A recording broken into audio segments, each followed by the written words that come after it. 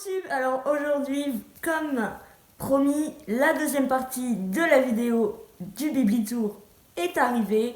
Alors, tout simplement, bon visionnage dans cette dernière partie. Nous en avons terminé avec celle-ci. Maintenant, je vais vous présenter l'étagère la plus discrète de mon décor. Donc, il s'agit de celle-ci. Là, vous voyez que le haut des livres, c'est en bas de mon décor. Alors, let's go! Pour démarrer cette troisième et dernière étagère, je vous propose Ils ont marché sur la Lune.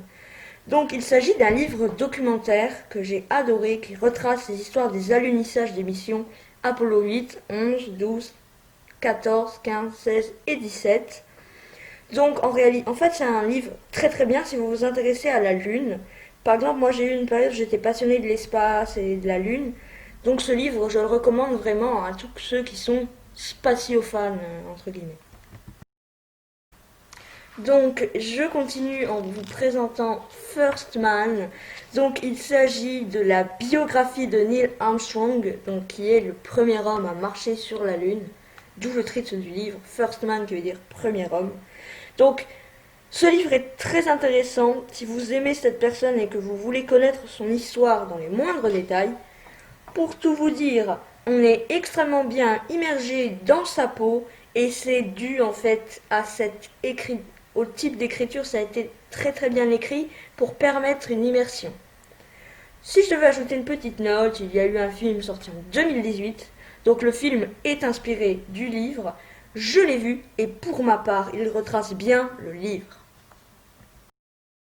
Ici, j'introduis deux livres qui abordent la thématique de l'espace et je vais commencer par Apollo 13. Pour commencer, Apollo 13 est coécrit par Jim Lovell et cet homme, en fait, c'était le commandant de la mission Apollo 13. Cette dernière est tragique à cause de l'explosion d'un réservoir d'oxygène qui met hors service le module qui fournit l'énergie, l'eau, l'oxygène et aussi le système de propulsion durant la majeure partie de la mission. Heureusement, l'équipage a quand même réussi à survivre en se confinant dans le module d'alunissage qui, lui, consomme peu d'énergie. Donc, ce récit retrace cette tragique histoire qui, grâce à l'abandon de la mission, a fait revenir les astronautes sains et saufs sur Terre. Juste un dernier petit point, il y a eu un film mettant en scène Tom Hanks, donc je trouve qu'il est très bien dans son rôle, qui reprend le récit de ce livre. Pour conclure cette lancée sur l'espace, je vais vous proposer Seul sur Mars. Dans tout le lot de livres d'espace que je viens de vous proposer, Seul sur Mars est vraiment de loin mon préféré. Je trouve que ça fait un très très très bon livre, notamment de par son format d'écriture. Donc il s'agit d'un journal de bord et vraiment, si vous ne le saviez pas, j'adore vraiment ce format. Le type de bouquin, c'est science-fiction, aventure, mais également survie. Alors je vais vous expliquer le pourquoi du comment ces thèmes. Alors, en fait, le personnage principal est abandonné il est abandonné sur Mars en fait. Pourquoi? Eh bien parce qu'il y a eu une tempête de sable, il travaillait et il s'est perdu. Enfin non, les membres de l'équipage l'ont perdu et donc ils ont dû repartir sans lui. Donc il doit maintenant survivre, se débrouiller, etc., etc. Je ne vous spoil pas le livre, ni le film. Bah, justement, j'en viens. Il y a eu un très bon film qui est sorti en 2015. Donc, ce film est de Ridley Scott, donc un réalisateur de films que j'affectionne particulièrement, notamment de par Alien, si vous connaissez, j'ai adoré. Mettant en scène Matt Damon, donc j'ai autant aimé le livre que le film. Bref, un grand coup de cœur pour moi dans ma série d'espace. Maintenant, je vais vous introduire un livre affreux. Son thème, c'est les effets de la drogue sur l'homme. Ce qui m'a vraiment dégoûté de ce livre, c'est les effets de la drogue et je trouve ça vraiment horrible. Vraiment, je ne comprends pas que des gens puissent se droguer. Le fait que ce soit un journal intime aspire donc à amener les ressentis de la personnage principale qui sont très très bien décrits et qui m'ont vraiment fait mal au cœur par moments, clairement. C'est affreux. Maintenant, un livre un petit peu plus gai, je vous propose Mon nez, mon chat, l'amour et moi. Donc c'est un petit peu autre salle, même ambiance. Voici un autre journal intime.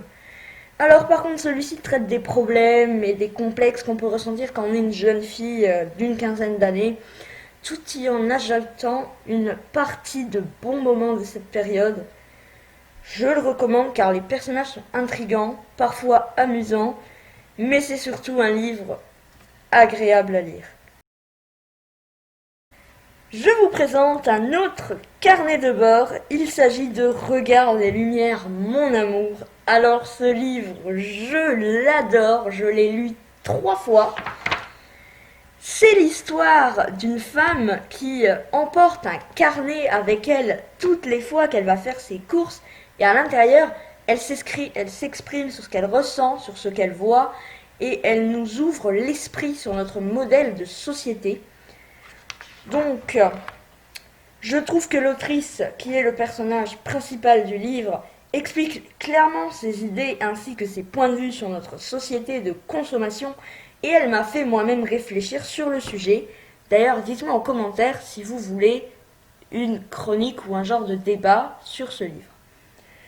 Le type, c'est, comme je l'ai dit précédemment, un carnet de bord, mais également une critique. Bref, ce livre fait réfléchir tout en adoptant un format que j'aime beaucoup, donc le carnet de bord ou journal intime si vous préférez. Donc je le recommande si ce sujet vous intéresse. Je passe maintenant à une œuvre classique, j'ai cité Germinal. Alors je l'avais déjà lu il y a 3 ans et je pense me le relire car j'aime beaucoup le monde des mineurs et tout ce qui touche à la mine en général et donc je l'avais lu.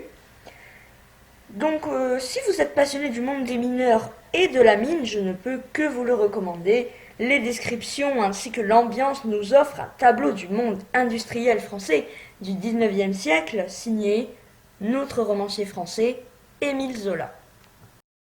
Pour conclure ma dernière étagère ainsi que le Biblitour, je vous propose Steve Jobs.